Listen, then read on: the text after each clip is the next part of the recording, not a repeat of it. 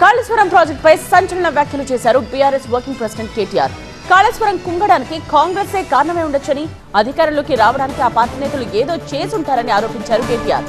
కేసీఆర్ 100 ఏళ్ల ముందు చూపుతో కాళేశ్వరం ప్రాజెక్టు నిర్మించారని చెప్పారు కేటీఆర్. భూపాలపల్లిలో జరిగిన కార్యకర్తల సమావేశంలో ఈ కామెంట్ చేశారు బీఆర్ఎస్ వర్కింగ్ ప్రెసిడెంట్. సొరంగ మార్గాలు మంచిగానే ఉన్నాయి, 15 రిజర్వాయర్లు మంచిగానే ఉన్నాయి, పొక్తా ఉన్నాయి. 3 బ్యారేజీలలో 2 బ్యారేజీలు కూడా పటిష్టంగా ఉన్నాయి. ఒక్క బ్యారేజీలో 85 పిల్లర్లుంటే ఆ 85 పిల్లర్లలో 2 పిల్లర్ల కాడ కొద్దిగా కింది కుంగింది. అది కూడా నేను ఇవాళ మీకు ఓపెన్గా చెప్తున్నా, ఇదివరకు చెప్పినా మళ్ళీ చెప్తున్నా. నా అనుమానం అయితే అప్పుడు మనం ఎలక్షన్లలో ఉన్నాం. నా అనుమానం అయితే ఈ లుచ్చా కాంగ్రెస్ గాళ్ళు ఏదో ఒకటి చేసిరు. దాన్ని కూడా ఆ రోజు మొన్న రేవంత్ రెడ్డి మామ చెప్పిండు, పద్మారెడ్డి అనే పిల్లనిచ్చిన మామ, ఆయన ఏమన్నాడు ఎరికేనా?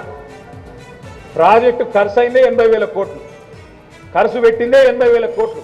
ఈ 1,00,000 కోట్ల కుంభకోణం మెడికల్ అయితే అది ఉత్తర రాజకీయం ముచ్చట, బక్వాస్ మాట అన్నాడు. ఏది పిల్లనిచ్చిన మామ. ఇక మరి రేవంత్ రెడ్డికి ఎప్పుడైనా ఆయన పెద్ద మనిషి పోయి చెప్తే బాగుండు.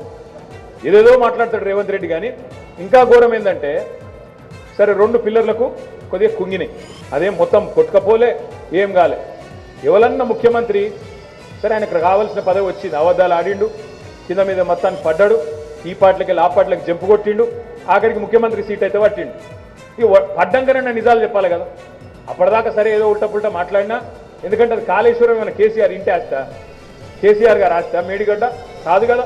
రాష్ట్ర ప్రజల పైసలతోని రాష్ట్రానికి శాశ్వతంగా, దేశానికి శాశ్వతంగా ఉండిపోయే ఒక అద్భుతమైన నిర్మాణం కాళేశ్వరం.